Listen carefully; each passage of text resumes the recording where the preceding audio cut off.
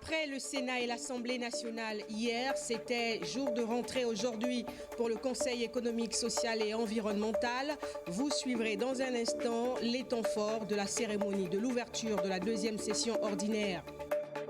Remise des attestations d'intégration et des premiers bons de caisse à 99 agents du ministère de la Communication et des Médias qui renforce son engagement à améliorer les conditions de vie de ses personnels. Et c'est une bonne nouvelle pour ceux qui rêvaient de devenir fonctionnaires. Rentrée scolaire et association de parents d'élèves dans ce journal, le fonctionnement, les moyens et le rôle de cette organisation dans l'écosystème éducatif.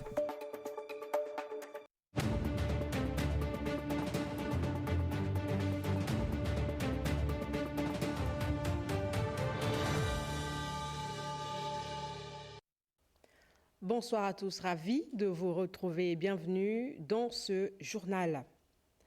9e sommet sur la coopération sino-africaine à Pékin. En marge des travaux, un forum économique Chine-Gabon s'est ouvert ce mardi 3 septembre pour dynamiser le partenariat et les échanges entre nos deux pays. On fait le point avec Barthel Boisse et bienvenue Miko de la presse présidentielle. C'est l'une des principales retombées du séjour du président de la transition en Chine. La deuxième édition du Forum économique Chine-Gabon a mobilisé plus d'1 millier d'investisseurs, tous acquis à la cause d'un développement socio-économique bénéfique aux deux États. Nous sommes déjà satisfaits. Nous avons des engagements, des intentions uniquement du secteur privé. Nous parlons en milliards de dollars au niveau des infrastructures, notamment des infrastructures énergétiques, des infrastructures tout court et des mines. Il y a encore d'autres montants qui sont en discussion ici ce soir, demain, les jours à venir, et également des entreprises publiques qui ont manifesté des intentions très importantes. Ça doit faire l'objet d'une validation par le gouvernement chinois et nous allons poursuivre les discussions.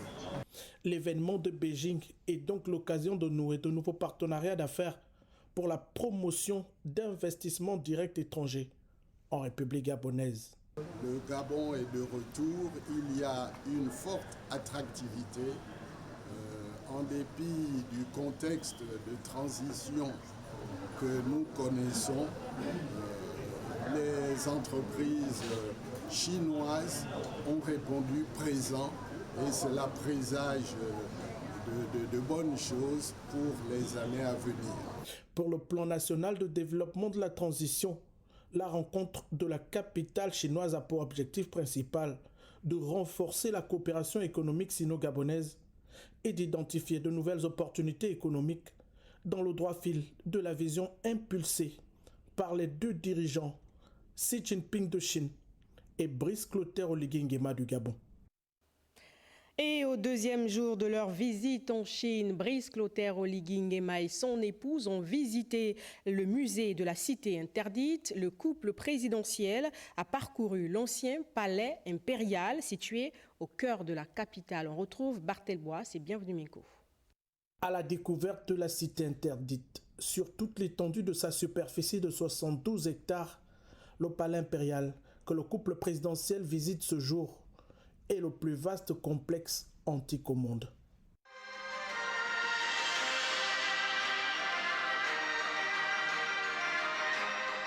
Débuté en 1406, la construction de ce palais s'est achevée en 1422. Le site, classé au patrimoine mondial de l'humanité par l'UNESCO, est l'une des 7 merveilles du monde. Le parcours du couple présidentiel en ces lieux de résidence et d'exercice du pouvoir impérial était l'occasion d'un voyage, d'une odyssée, dans le temps et dans l'histoire des 24 empereurs qui se sont succédés ici. Du haut de ces 6 siècles d'existence, la Cité interdite n'a pas pris de ride. La forteresse impériale, chef-d'œuvre de l'architecture traditionnelle chinoise, s'est encore offerte aujourd'hui dans toute sa splendeur à ses nombreux visiteurs comme l'incarnation d'une nation devenue communiste qui honore fièrement son passé. Longtemps, centre névralgique du pouvoir politique en Chine, le palais impérial, plusieurs siècles durant, est resté cette citadelle impénétrable pour le commun des mortels en Chine. Plus qu'une forteresse unique au monde, le président de la transition, ce jour, a visité l'un des plus grands symboles architecturaux de l'histoire de l'univers. Une véritable source d'inspiration pour cet homme épris d'amour pour son peuple. Un leader aujourd'hui encore conforté dans sa vision pour la restauration des valeurs et du patrimoine culturel et historique en République gabonaise. L'actualité à Libreville, c'est d'abord l'ouverture ce matin de la deuxième session ordinaire du Conseil économique, social et environnemental. Séraphin Mundunga, le président de cette institution, a fait un état des lieux de la structure en présence du chef du gouvernement et des chefs des délégations des conseils économiques des pays amis. On fait le point avec Arnaud Bekung sur les images de Gabon première. La deuxième session ordinaire du Conseil économique, social et environnemental à l'ère du CETERI s'ouvre au lendemain de la célébration du coup de la libération. Dans une salle rehaussée par la présence du Premier ministre Raymond Dongsima, des présidents des institutions étatiques et ceux de 7 institutions similaires des pays amis, Séraphin Mundunga s'est voulu explicite en situant le contexte dans lequel se tient cette session. Reprendre en main la reconstruction d'un pays qui aura été à nouveau peut-être mal gouverné et qui aura peut-être sombré à nouveau dans le chaos comme celui auquel nous avons échappé en août 2023. Un contexte qui n'est pas sans conséquences positives pour la vie de l'institution dont il a la charge. La gouvernance de Brice Clotaire Oligui Nguema, bien qu'elle bénéficie jusque-là à l'ensemble des Gabonais, cette gestion l'est d'autant plus pour l'institution placée sous sa présidence. C'est pourquoi j'invite l'ensemble du bureau du Conseil économique, social et environnemental, les bureaux des commissions spécialisées et l'ensemble des conseillers à bien vouloir se mobiliser pour que le libérateur en chef puisse accepter et continuer son œuvre commencée des saluts publics au fin de consolider la libération du Gabon et du peuple gabonais. L'ouverture de la deuxième session ordinaire du CSE est l'expression des bons rapports qu'entretient le Gabon avec l'extérieur, comme en témoignent ces délégations venues du Congo-Brazzaville, de la Côte d'Ivoire, du Luxembourg, voire du Maroc, pour ne citer que cela. La session qui s'ouvre se penchera sur les questions, bien sûr, d'ordre social, économique et environnemental pour être en phase avec la vision du CETERI concernant ces volets importants pour le développement de notre pays. Allons à la primature où le chef du gouvernement a reçu le vice-président de l'Assemblée nationale du Cameroun et président de l'Assemblée parlementaire de la francophonie en visite à Libreville. Je ne vous en dis pas plus, suivez le compte-rendu de la presse de la primature. En séjour actuellement en terre gabonaise, l'honorable Hilarion Iton a été reçu en audience par le Premier ministre de la Transition, Raymond Dongsima. Au centre des échanges, la présentation des civilités à toutes les hautes personnalités de la transition pour le travail abattu depuis le coup de la libération. 4 points étaient aussi à nos conversations.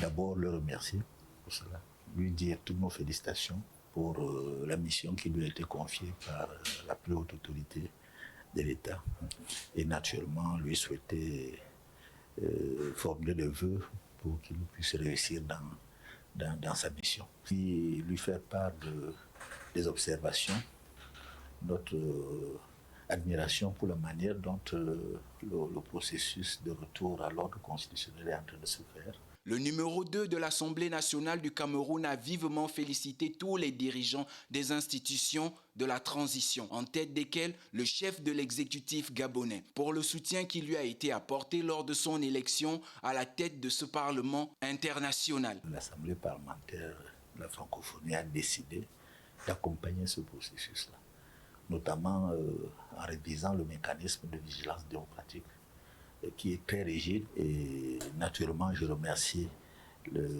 l'ensemble des députés francophones de la planète qui m'ont apporté leur suffrage, mais surtout mes collègues gabonais réunis au sein de la section gabonaise de l'Assemblée parlementaire de la francophonie. Cette rencontre avec le numéro 1 du gouvernement de la transition intervient après plusieurs séances de travail menées par le président de l'Assemblée parlementaire de la francophonie auprès de ses pairs du Parlement gabonais. Et le chef du gouvernement Raymond Ndongsima, qui présidait par ailleurs les assises de la 17e commission ministérielle de l'enseignement privé, débutée il y a quelques jours à Libreville avec la participation de plusieurs responsables de l'ordre de l'enseignement privé. On fait le point avec la presse de la primature. Présidant la cérémonie de clôture des assises de la 17e commission ministérielle de l'enseignement privé, placée sous le thème « Une école privée laïque normée pour une éducation de qualité et équitable », le Premier ministre de la Transition, Raymond Ndongsima, s'est appesanti sur la formation du capital humain à mettre sur le marché du travail. Il a permis de partager des réflexions fondamentales sur le rôle crucial des établissements privés dans l'architecture éducative gabonaise et sur l'impératif d'assurer une éducation de qualité pour l'ensemble de nos apprenants, conformément à la volonté politique de son Excellence le général de brigade Brice Clotaire Oligui, président de la transition, président de la République, chef de l'État. Ce travail collectif que vous venez de réaliser a mis en évidence notre responsabilité de préparer nos jeunes à affronter les défis du monde contemporain, tout en les enracinant dans les valeurs de respect et de citoyenneté. À ce titre, les exigences de qualité, l'évaluation régulière des infrastructures et des programmes pédagogiques, ainsi que le respect rigoureux des normes professionnelles sont des échelons indispensables pour garantir la réussite de notre politique éducative. Je vous invite à collaborer étroitement afin de bâtir une école gabonaise innovante, inclusive, indivisible et de qualité. Le numéro 1 du gouvernement réaffirme tous les acteurs de l'univers éducatif du secteur privé, le soutien et l'accompagnement de l'État. Il est de notre devoir de veiller à ce que nos établissements soient en mesure d'accueillir et d'accompagner chaque élève dans son parcours d'apprentissage en éliminant les obstacles qui pourraient entraver leur réussite. La 17e commission ministérielle de l'enseignement privé, tenue sous l'égide du gouvernement gabonais, s'est achevée sous les auspices annonçant les lendemains meilleurs pour l'ordre des enseignements privés d'utilité publique. Une commission ministérielle de l'enseignement privé laïque, donc axée sur la réglementation de ce secteur qui pose le problème de la formation des personnels. Retour sur les explications avec Nathalie Oké et Médarengueng.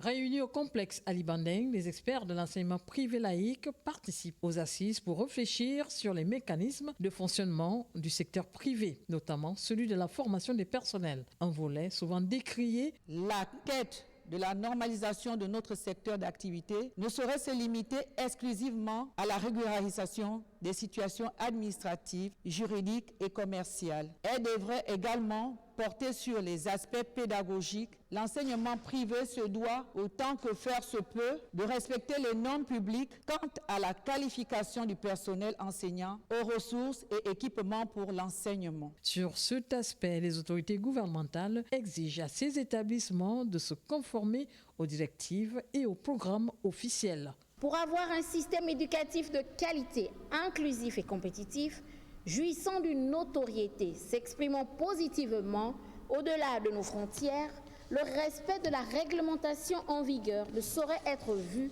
par chacun comme une option, mais devrait être perçu par tous comme une obligation.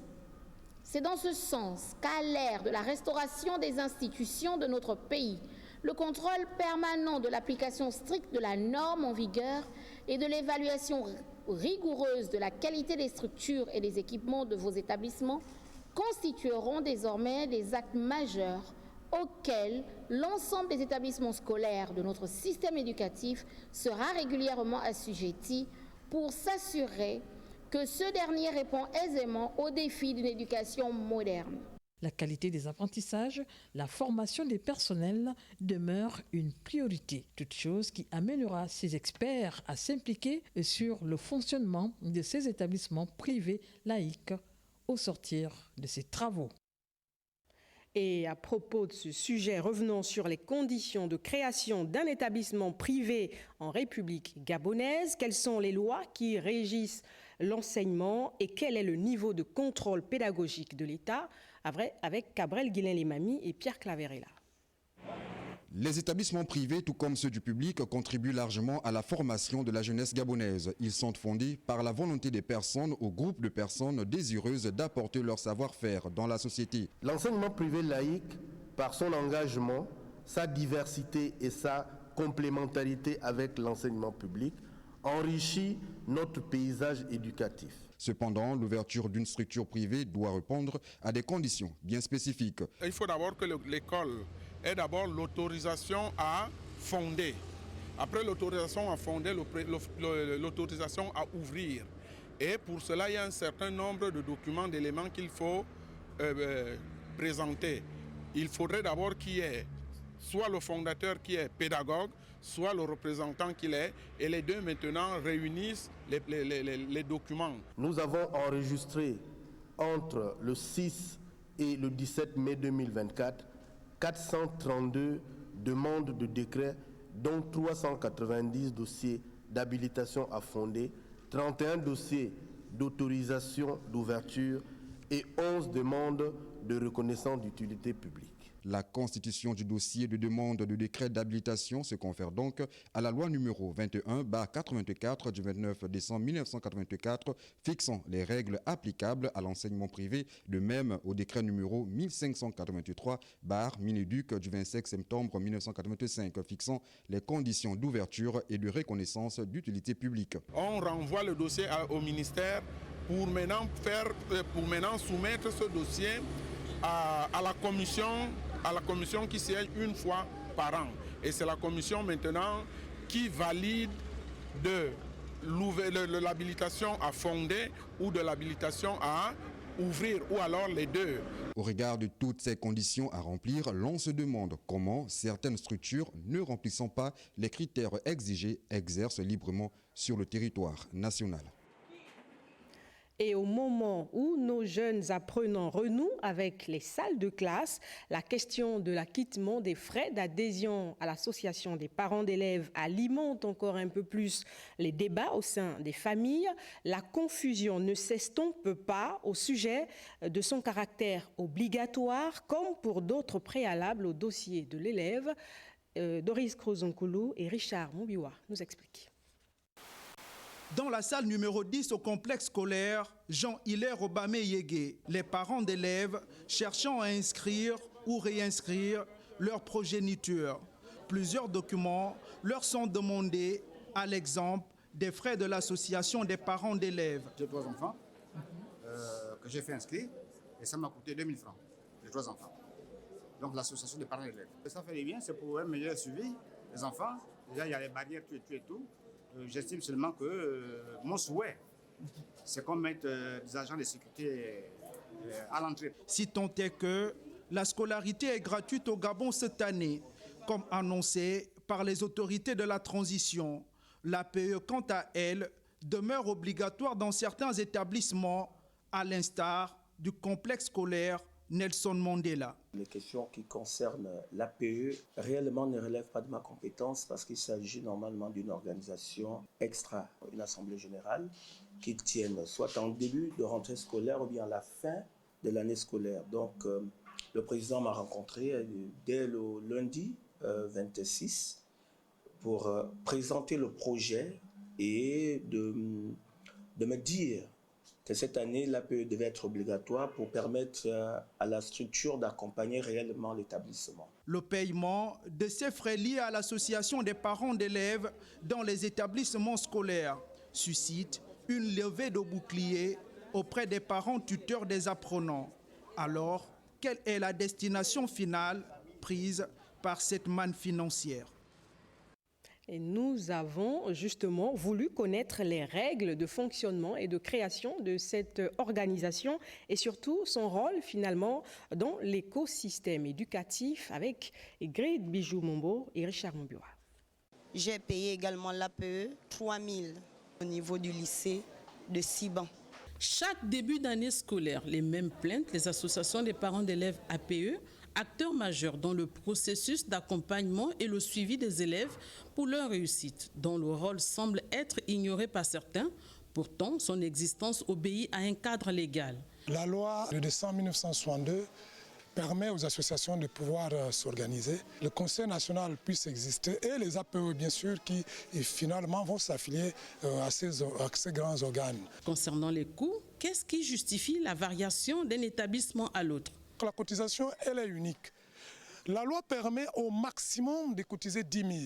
Mais pour le moment, avant d'atteindre les 10 000, nous avons pour le primaire 1 000 francs, le secondaire 2 000. Existe-t-il un seuil à ne pas dépasser? Les établissements confessionnels, tels que les catholiques, les protestants, le montant chez eux est fixé à 5 000 francs. Le bureau peut présenter un besoin, surtout ce besoin aussi doit être en accord avec l'établissement. Les toilettes ne sont pas toujours propres. Pour éviter que les enfants viennent prendre des maladies, les fonds-là peuvent servir à les mettre la salubrité et l'hygiène. Qu'en est-il des établissements qui remplissent toutes les commodités de fonctionnement, tout de même demandent son paiement? Les enfants ont plusieurs problèmes et les parents se doivent d'accompagner ces enfants. Donc, dans un établissement où il y a les enfants, il y a forcément les parents.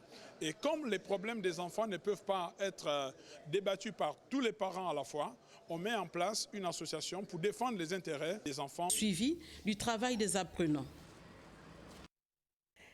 Et il faut dire que les montants exigés diffèrent en fonction des établissements, comme vous avez pu le constater dans ce reportage. Et de nombreux parents se plaignent encore aujourd'hui. Mais quel est son véritable apport dans l'accompagnement des chefs d'établissement? Et surtout, quel est l'impact sur les résultats des élèves? L'analyse de Ginette Mugola-Massala et Richard Boubiwa. Présenté comme un important maillon de la chaîne de formation de notre jeunesse, les associations des parents d'élèves sont soumises à la loi numéro 35/62 du 10 décembre 1962 fixant le régime des associations en République gabonaise et leur fonctionnement, placées sous la tutelle du ministère de l'Éducation nationale. Au sein des établissements, elles ont pour mission l'amélioration du cadre de vie des apprenants en fonction des besoins de l'établissement. Les APE sont également de relais d'information aux parents en matière de vie scolaire, notamment en ce qui concerne le règlement intérieur, la charte de valeurs, entre autres. Elles sensibilisent les parents sur le suivi du travail scolaire des apprenants et assurent la défense des intérêts moraux, matériels et professionnels des élèves et des établissements devant des instances compétentes. Cependant, suite aux violences en milieu scolaire ou de comportements déviants enregistrés au sein ou aux abords des établissements, certaines associations des parents d'élèves sont souvent silencieuses. D'autres, par contre, mettent des mécanismes en place pour lutter contre ce phénomène qui gangrène nos établissements. Qu'à cela ne tienne, les associations des parents d'élèves restent mal perçues par certains parents d'élèves qui estiment que ce rôle est réservé au ministère de l'Éducation nationale. Il est donc souhaitable que le ministère de tutelle mette la rigueur au paiement de frais de l'APE sur toute l'étendue du territoire national. Et ce geste de bienfaisance pour coller à cette rentrée des classes, les Rotariens qui volent au secours de 2 orphelinats, ils ont en cette période donc des rentrées des classes procédé au paiement des frais de scolarité d'une 50aine d'enfants orphelins. Jean-Augustin Zengui, Justin Diana, nous font le point. Ils sont au total une 50aine d'enfants des centres d'accueil Les Petits Anges et celui des orphelins et enfants vulnérables El Giré qui vient de bénéficier du paiement de leurs frais de scolarité. Nous procédons à chaque rentrée des classes. Justement, nous soutenons nos enfants, nos petits frères, nos compatriotes qui sont quelque peu en difficulté. Parce que les Petits Anges, l'orphelinat Les Petits Anges, tout comme El Giré, accueille en son sein des enfants orphelins. Donc c'est des enfants qui n'ont pas de parents. Libreville Sud, sachant mettre son cœur, comme le Rotary lui-même nous le demande, estime que ces enfants aussi ont droit à avoir le sourire en période de rentrée scolaire. Le rôle du Rotary, comme vous le savez, et comme l'oriente encore notre président du Rotary international, c'est de créer la magie. La magie pour ces enfants, c'est de permettre de faire en sorte qu'ils puissent avoir une rentrée scolaire pareille que celle d'autres enfants. Souvent en difficulté à pareille période, ce geste du Rotary Club Libreville Sud vient enlever une épine du pied de ces femmes qui œuvrent au quotidien au bien-être de ces enfants. Nous remercions Rotary Club Libreville Sud qui ne sont pas leur première action. Ça fait déjà 3 ans qu'ils nous soutiennent par rapport à la scolarité des enfants. Le centre d'accueil El Giré, par ma voix, remercie le Rotary Club de Libreville Sud pour cette action. C'est vraiment un partenariat fiable qui dure des années pour l'accompagnement de nos enfants. Le Rotary Club Libreville Sud, toujours déterminé à poursuivre ce genre d'action, continuera également d'avoir un regard particulier sur l'évolution de ces orphelins. Rentrée également pour ces 15 étudiants inscrits en classe préparatoire en école d'ingénieurs en France grâce à un programme entre l'ANBG et Submanagement à Paris. Ils vont poursuivre des études en génie civil et en informatique. Nous avons suivi leur départ à l'aéroport international de Libreville. Doris Krozonkoulou et Gérard Mayagna. Ange Kevin Komo, étudiant en classe préparatoire à Submanagement Libreville, prend la destination de Paris en France où il va poursuivre ses études en génie informatique. Le futur ingénieur de 18 ans bénéficie d'une bourse de l'État gabonais. C'est un privilège d'être boursier parce que nous voyons les avantages que ça nous apporte et les dépenses qui sont effectuées par l'État. Nous remarquons que si c'est nos parents qui les faisaient, ça devait être vraiment compliqué. Et le soutien de l'école, il est indéfectible. J'ai appris à me comporter d'une manière vraiment plus responsable qu'au lycée. Et je pense que ça va beaucoup m'aider pour le cycle ingénieur. Un motif de satisfaction pour ses parents. Nous sommes très honorés de voir qu'il nous quitte pour aller maintenant effectuer sa vie grâce à l'école. Vraiment, vous avez fait un très bon travail et nous sommes reconnaissants par rapport à ça. Cette cuvée concerne 15 étudiants. Notre objectif n'est pas de retenir les étudiants après la formation. Notre objectif, c'est de les voir partir après 2 ans de formation. Mais partir pas avec une mémoire vide, pas avec une formation, n'est-ce pas, qui ne correspond pas aux standards de notre établissement. Ils partent réellement pour être des ambassadeurs de notre école, pour des ambassadeurs du Gabon et pour faire l'honneur à notre pays. Créé en 2015, Submanagement Libreville permet aux étudiants excellents de terminer leur cursus universitaire à l'étranger. Avec l'arrivée du CTRI, cet accompagnement est plus effectif. Les enfants des agents de la Direction générale des impôts, eux, ont profité de leurs vacances jusqu'à la dernière seconde. Ils avaient quitté Libreville pour Charabi, village dans le Moyen-Ogooué. 15 jours d'aventure accompagnés d'encadreurs, plusieurs activités ludiques et éducatives pour déjà se connecter à la rentrée. De bons moments, ambiance colo, épisode 1 avec Léa Virginie Atsam et Ludovic Wittegui. Dans quelques heures, ces enfants des agents de la Direction générale des impôts vont partir en colonie de vacances dans la province du Moyen-Ogooué, à Charabi village. Ce qui est important pour nous et pour la Direction générale des impôts, c'est que les enfants puissent partir du cadre familial, se retrouver dans un cadre qui leur permettra de découvrir les richesses du Gabon. Une séparation dure mais bénéfique. Apprendre à vivre loin des parents, c'est une très bonne chose. Pour nous aussi, les parents, c'est aussi une préparation pour la séparation. Parce que les enfants grandissent, ils croissent et ils partent, et donc c'est très bien. Dans ses bagages, pas de téléphone portable. Un incroyable périple est accompli par ces jeunes après le bus. Un moment de découverte. L'émerveillement se lisait sur les visages. C'est la première fois que je monte sur un bateau, que je prends la mer, je ne suis pas stressée, je n'ai pas peur. J'ai aussi hâte d'arriver là-bas pour plus m'épanouir et plus rencontrer les personnes. Après 20 minutes de navigation, ces jeunes campeurs arrivent à destination. Le soleil s'est couché, un magnifique feu de bois est allumé.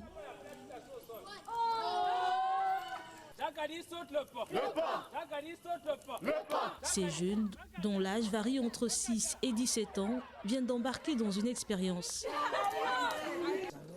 C'est l'heure de se coucher. Mes parents ne me manquent pas encore, mais ça va. Tout s'est bien passé, les moniteurs ils étaient bien, ils sont bien. Ils nous ont bien distribué les rôles et tout. Une première nuit dans un nouvel environnement qui reste inoubliable. Je viens à peine de me réveiller. La première nuit, ça s'est très bien passé. En plus, il n'y avait pas vraiment les moustiques. Une journée chargée commence. Ces jeunes vont explorer les lieux dans une ambiance conviviale. Ils vont faire d'autres types d'activités de connexion à la nature, de pêche. Ils vont faire des activités dans la forêt pour aller connaître les différentes espèces d'arbres que nous avons pour amener les enfants à s'éveiller davantage, pour que aussi quand ils vont rentrer chez eux, ils puissent avoir un autre comportement, une autre attitude. Une première expérience, loin de leurs parents, en plein cœur de la forêt. Une déconnexion qui leur fera certainement du bien. Deuxième et dernier épisode de cette colonie de vacances à suivre demain dans notre journal. Dans le reste de l'actualité, les travaux de réfection de l'hémicycle du ministère de la fonction publique viennent d'être bouclés. Le bâtiment a été livré et réceptionné par le ministre de la fonction publique, Louise Boukoundou Moussavou, et va améliorer les conditions de travail des agents. On fait le point avec Fabiola Mengue et Guy-Serge Dizombo. Louise Boukoundou Moussavou, ministre de la fonction publique, vient de réceptionner un hémicycle flambant neuf qui permettra à ses administrés de travailler dans les meilleures conditions. On a jugé bon de le refaire, de le restaurer, parce que ça va nous permettre de tenir non seulement des travaux, mais des conférences, des commissions, parce que vous savez que nous on organise des concours et on a un problème de salle. Ce qui fait que cet hémicycle va nous permettre tout justement de mener à bien nos travaux de commission et pourquoi pas des séminaires et de conférences. Pour le maître d'ouvrage, les travaux seront livrés à 100% dans quelques jours. On a commencé il y a 1 mois et demi et on va finir dans une semaine. On a fait tous les travaux de réhabilitation, de carrelage, de peinture, d'électricité, des rideaux, des climatisations, les fournitures et installations de fauteuils. Dans une semaine. Dans une semaine, on va livrer les travaux à 100%. Une rénovation qui a à mettre à l'actif du ministre de la fonction publique et du renforcement des capacités qui vient optimiser la qualité et le confort de travail des agents de son département. On parle de coopération médicale à présent, Gabon-Cuba, dans le domaine de la santé, je viens de vous le dire. Le professeur Adrien Mogougou et l'ambassadeur cubain ont fait une réévaluation des besoins en spécialité des personnels cubains dans nos hôpitaux. On fait le point avec Ginette Mugola Massala et Justin Jana. C'est entouré de certains de ses collaborateurs que le ministre de la Santé a échangé lors d'une séance de travail avec une mission conduite par l'ambassadeur cubain. Sur la table, l'évaluation de la coopération Gabon-Cuba autour des médecins et techniciens cubains en service dans plusieurs hôpitaux du pays. Nous sommes ici depuis 20 ans. 20 ans avec une coopération entre frères, entre amis. Nous avons ici échanger comment on peut renforcer cette coopération. Les possibilités de coopération entre nos deux pays frères sont immenses. On a besoin de connaître plus de l'expérience du Gabon dans le secteur du pétrole, dans le secteur industriel. On peut donner aussi Cuba c'est fort dans le domaine de la biotechnologie, par exemple. On a médecins cubains qui sont très reconnus dans tout le monde, qui sont seuls dans ce domaine.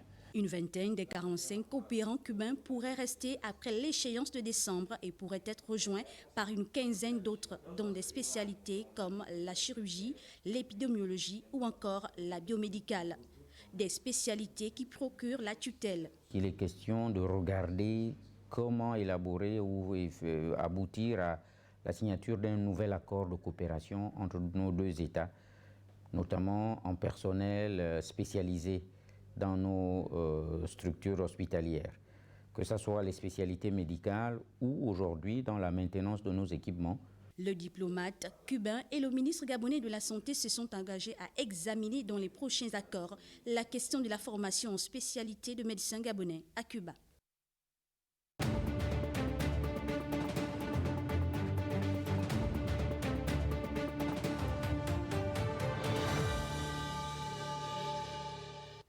Sur le même chapitre, mais cette fois pour parler de la santé sexuelle, on reçoit un invité. Il s'agit du docteur Pierre Piebi Oyoubi. Docteur, bonsoir. Bonsoir, Madame Babota. Bienvenue sur le plateau de Gabon Première. Merci. Vous êtes l'unique médecin sexologue gabonais et vous êtes sur ce plateau pour communiquer sur la journée mondiale de la santé sexuelle qui se tient demain, 4 septembre, partout dans le monde. Tout de suite, première question, quels sont les enjeux de cette journée pour vous qui êtes spécialiste? Merci Madame Bongota. Il était important pour moi et mes collègues d'intervenir au cours de cette journée mondiale. Vous savez que les problèmes liés à la sexualité, jusqu'ici, ont été des tabous.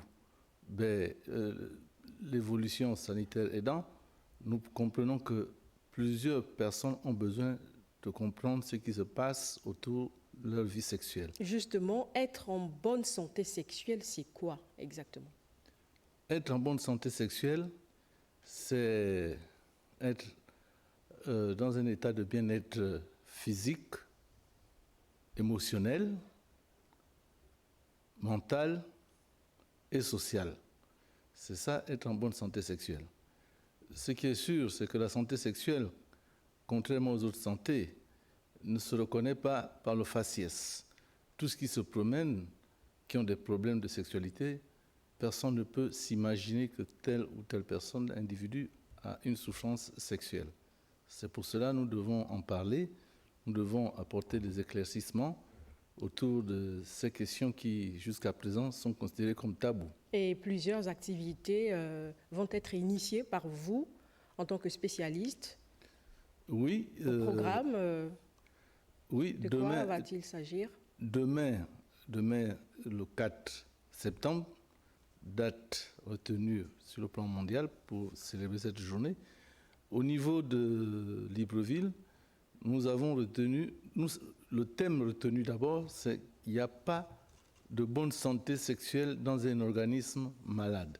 C'est pour cela que demain, nous allons entreprendre des activités telles que les prises de tension, le contrôle de glycémie, le contrôle santé, la détox. Pour améliorer la santé sexuelle. Voilà, pour essayer de voir s'il n'y a pas de problème qui peuvent impacter la santé sexuelle. Et dans l'après-midi, dans la soirée plutôt, au journal de 20h, nous allons organiser un plateau sur les antennes de Gabon Première. Sur les antennes de Gabon Première, avec les confrères, les gynécologues, les urologues, très bien, pour mieux vous édifier. Écoutez, merci, docteur, d'être passé sur notre plateau. Merci beaucoup, Madame Bongota. Et pour la suite de ce journal, le ministère des Affaires sociales organise depuis ce matin un pré-atelier à l'intention des personnes handicapées. C'est le secrétaire général du dit ministère qui a ouvert les travaux. Jean de Dieu Gomes-Gambi nous explique. Faire le plaidoyer pour activer la carte d'invalidité en 2025, préparer la mise en place du Comité national d'insertion des personnes handicapées, revisiter le cadre juridique actuel relatif aux droits des personnes handicapées, autant de questions, entre autres, qui seront examinées au cours de ce pré-atelier initié par le ministère des Affaires sociales. Je voudrais vous rappeler à tous que la réflexion qui débute ce jour doit effectivement matérialiser la volonté du président de la transition, président de la République, chef de l'État, son Excellence le général de brigade Brice Clotaire Oligui Nguema, de restaurer la dignité des personnes vulnérables et de leur offrir de meilleurs services qui favorisent leur inclusion sociale ainsi qu'une vie socio-économique décente. Aussi, tout en vous souhaitant plein succès dans un élan de patriotisme, les conclusions de ces assises doivent permettre une conduite éclairée de cet atelier pour bâtir les politiques publiques pertinentes relatives à la prise en charge holistique des personnes handicapées dans notre pays, en tenant compte des résultats du dernier recensement national de cette cible sociale vulnérable. Ce pré-atelier sur la consolidation des instruments de la participation de la personne handicapée au Gabon voit la participation des différentes administrations, les représentants des associations des personnes handicapées et partenaires, dont l'UNICEF. 99 agents des médias publics ont reçu leur premier bon de caisse et attestation d'intégration à la fonction publique. La cérémonie s'est déroulée dans les locaux de la maison Georges Rahuri en présence du ministre de tutelle et ses collègues des comptes publics et de la fonction publique. Je propose cet élément de Léonel Mboutou-Pitsam et Richard Moubiwa. 11 décembre 2023, 3 septembre 2024, soit 9 mois après, le président de la transition, président de la République, chef de l'État, le général de brigade, Brice Clotaire Oligui Nguema, a instruit ce jour, 11 décembre 2023, les services compétents de l'État aux fins d'ouverture de 500 postes budgétaires au profit des agents de ce secteur important pour la vie de la nation. Le communiqué numéro 033 du CTRI portant attribution de 500 postes budgétaires au secteur des médias publics porte ses premiers fruits. C'est au cours d'une cérémonie solennelle que 99 bons de caisse et attestations de recrutement à la fonction publique ont été remis à cette première vague. Parmi eux, des agents totalisant 8, 10 et 17 ans de service. Je commençais à perdre espoir. Fort heureusement, il y a eu le 30 août 2023. Je voudrais d'abord remercier Dieu. Je voudrais par la suite remercier son Excellence, Monsieur le Président de la Transition, Président de la République, chef de l'État, Brice Clotaire Oligui Nguema. En première ligne dans ce vaste chantier qui vise à améliorer les conditions de vie des agents des médias publics qui travaillent jour et nuit au péril de leur vie, le ministre de la Communication a salué l'initiateur de ce projet, le général de brigade Brice Clotaire Oligui Nguema. Lorsque je lui avais fait part de l'urgence de régulariser les situations et de recruter dans notre secteur, le président, en bon père de famille, n'avait pas hésité à répondre favorablement à ma doléance. Et il nous a donné ces 500 postes budgétaires sans qu'on ait besoin de faire grève, sans qu'aucun groupe syndical n'ait besoin de le réclamer plus que de raison. Il me plaît de vous annoncer que nous venons de finaliser le statut particulier du communicateur, dont vous attendiez l'avènement depuis 1995. Rappelons, si besoin y est, que cette remise de bons de caisse aux nouveaux fonctionnaires est l'aboutissement d'un long processus conjointement organisé entre le ministre de tutelle, celui des comptes publics et celui de la fonction publique qui d'ailleurs a félicité les bénéficiaires. Les services de la République, du département que j'ai l'honneur de diriger, ont été instruits pour programmer les intégrations en plusieurs vagues. Et toutes les catégories confondues, votre ministère bénéficie de la première d'entre elles. Je souhaite bon vent aux heureux récipiendaires. C'est un long process, nous allons continuer. Ça, c'est juste une première vague. La seconde vague est déjà dans le pipeline. Nous allons continuer. Compagnon de l'État depuis 1964, cette opération vient ici faire justice et restaurer la dignité de ces hommes et femmes qui auront trimé des décennies durant pour enfin voir le bout du tunnel. L'attribution des 401 postes restants et le statut particulier sont vivement attendus.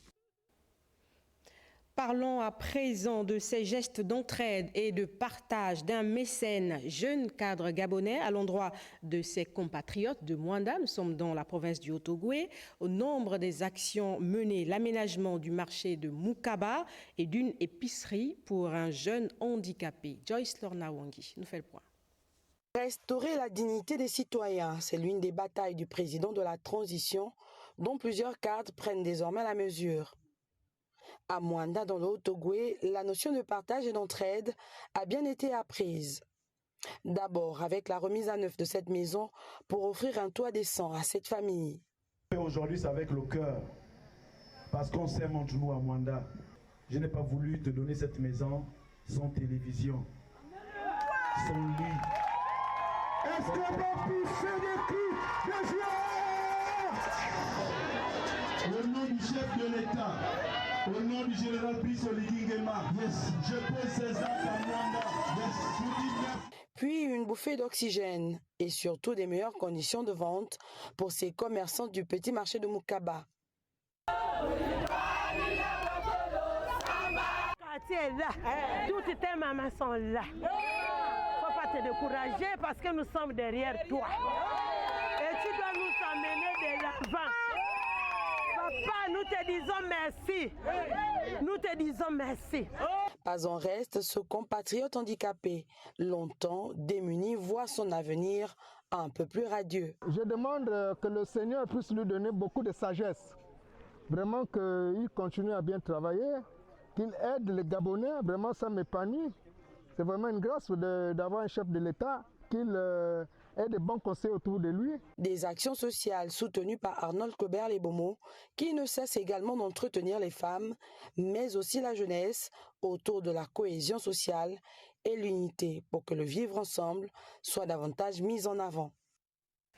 On parle encore de l'effervescence des populations lors de la célébration du 30 août.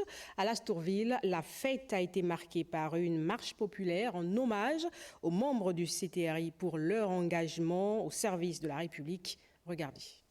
La voie principale de la ville du Guéré-Wongo était envahie d'une forte marée humaine. Ce, à l'occasion de cette marche de libération organisée par l'association des filles et fils de Mulundu, partie de l'entrée du stade Mbeba pour atterrir à la tribune officielle de Lastourville. Cette marche a été ponctuée par la lecture des motions de soutien des jeunes, des femmes et des sages à l'endroit du CTRI. Occasion également de remercier vivement le comité de transition de restauration des institutions.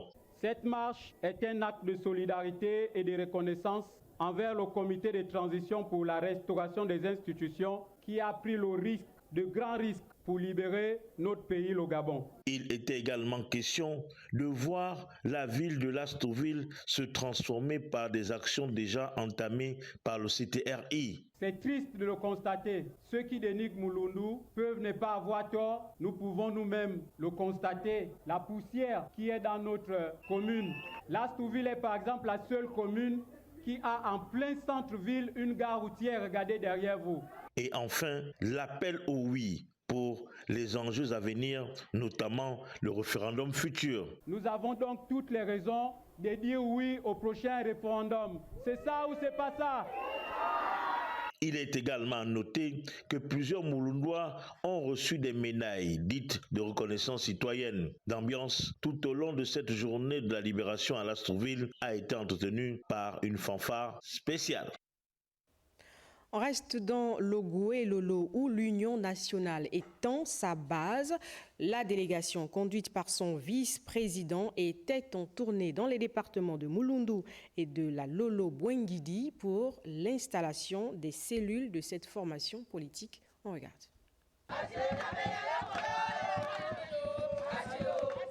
Véritable opération de charme, celle réalisée par le vice-président de l'Union nationale et la coordination provinciale de l'Ogooué-Lolo. S'inscrivant dans la stratégie d'implantation du parti à travers le pays, la délégation a sillonné les départements de Mulundu et de la Lolo-Bwengidi. La trame de cette tournée consistait à remobiliser nos militants et aussi à installer les nouveaux venus dans le parti. Aujourd'hui, en bouclant le tour de la province, nous sommes satisfaits. Pour cette sortie, ce sont les localités de Bembikani, Litsege, Popa, Matsatsa, le canton Lassio-Sébé ainsi que les villes de Lastourville et Koulamoutou qui ont été les hôtes de la délégation conduite par Roland Mutumbu. À chaque étape, engouement et liesses populaires ont confirmé la bonne santé du parti dans cette province. Le constat fait pendant cette tournée est que le sentiment de besoin d'appartenir à ce parti est présent. Il est même pressant. Depuis que nous avons commencé, l'engouement est au rendez-vous et nous avons multiplié les adhésions. Ce qu'il reste à faire, c'est d'essayer d'entamer les zones comme Pana, comme Ibunji, qui sont difficiles d'accès, mais pourtant la demande est forte. Occasion d'inviter à plus d'adhésion. Pour ceux qui nous ont regardés, la porte du parti est ouverte. L'Union nationale est un parti d'avenir par le nombre d'adhésions, mais aussi par la qualité des membres. Outre les échanges interactifs avec les militants, le fait marquant de ce périple aura été les adhésions remarquées des militants issus du Parti démocratique gabonais à Matsatsa, Lastourville et Popa, tous ayant choisi de rejoindre ce parti appartenant désormais au rang du pouvoir. Et on s'intéresse à la finale des Jeux en Bila-Soukou dans le département de la Lekabi-Lewolo. L'affiche offrait l'équipe de Ngouoni et celle du 4e arrondissement de Franceville.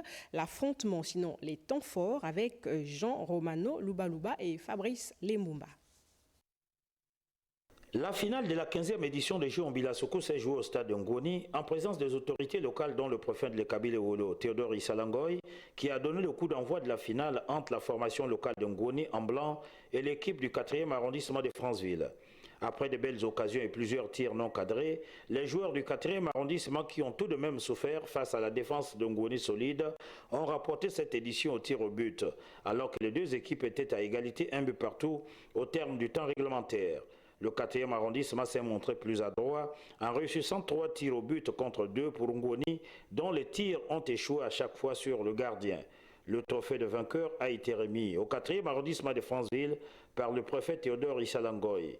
Les autres prix ont été remis par les délégués spéciaux. Nous avons eu à endurer beaucoup de confrontations directes, éliminations directes, pour que cette compétition se base sur l'élimination directe. À plusieurs reprises, nous sommes allés au pénalty. Jusqu'en finale, nous sommes arrivés au pénalty, nous avons parvenu à cette victoire. Parrainé par le président de la République et général des brigades Brice Clotaire Oligingema, la 15e édition des Jeux en Bila-Soukou a connu un franc succès selon son promoteur. Remercier le parrain de cette compétition, le général des brigades Brice Clotaire Oligingema, qui a assuré à la jeunesse altogovéenne des moments de joie, de raffermissement.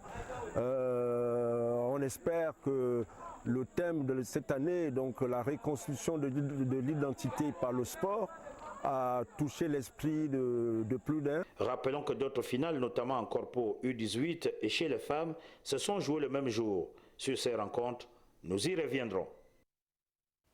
Du football encore, mais cette fois dans la commune de Ntoum, où 12 équipes réparties en 4 poules de 3 s'affrontent pour le sacre final de la Coupe de la Solidarité Casimir Oyimba, prévu s'achever ce 15 septembre. Fernande Zambé et Justin Jana.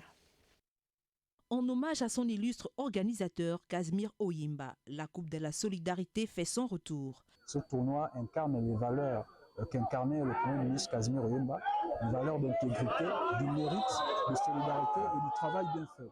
Donc vous voyez l'engouement et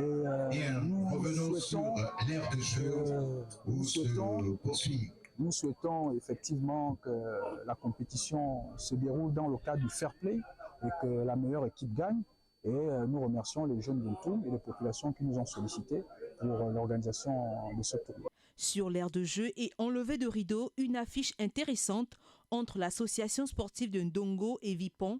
Dans une opposition de style, l'AS Ndongo va remporter le gain de la partie 3 buts contre 1. Nous avons été maladroits devant les buts parce qu'en termes d'occasion, si on vérifie bien, je crois que nous avons eu les occasions les plus franches. Bon, je crois que c'est aussi dû au fait que nos joueurs sortent dans une impréparation. Nous ne sommes pas préparés.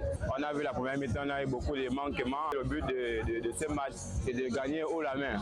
Un peu plus de 300 jeunes sont concernés par cette compétition qui témoigne du vivre ensemble prôné par les plus hautes autorités de la transition. Ce tournoi regroupe au moins près de 300 jeunes de la localité.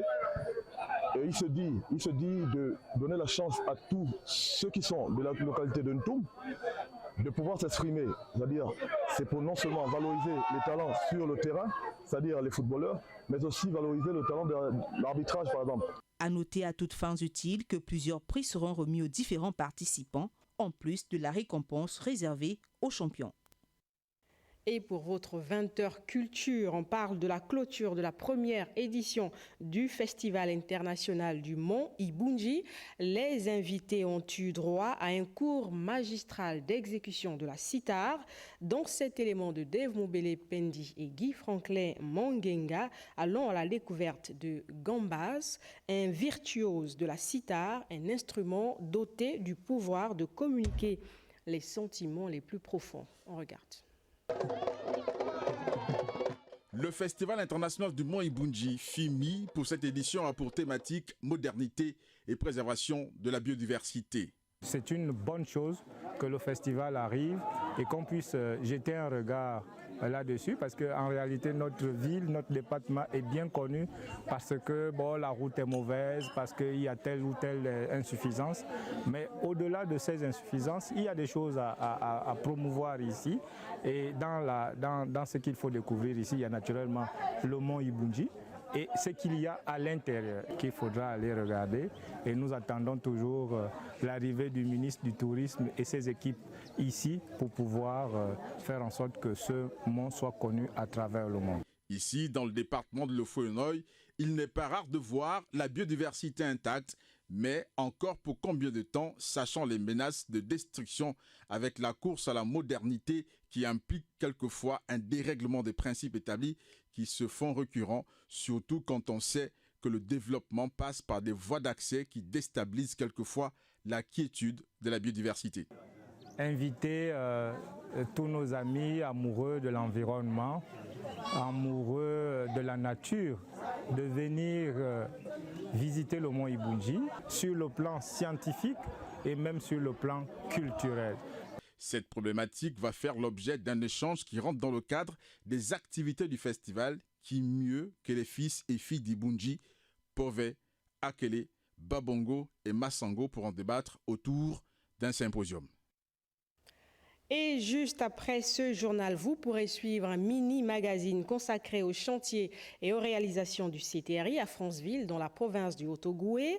Une production de Guifré Ndong, Obion, Gérard Miindo, Gérard Magnagna, Wilson Woba et Paul Jessica Nkole. Voilà pour l'essentiel de l'actualité. Merci de nous avoir suivis depuis le village Olunga, regroupement Lekori dans le département de la CB Bricolo, dans l'Haut-Ogooué. Je vous souhaite une excellente soirée à demain à 20h.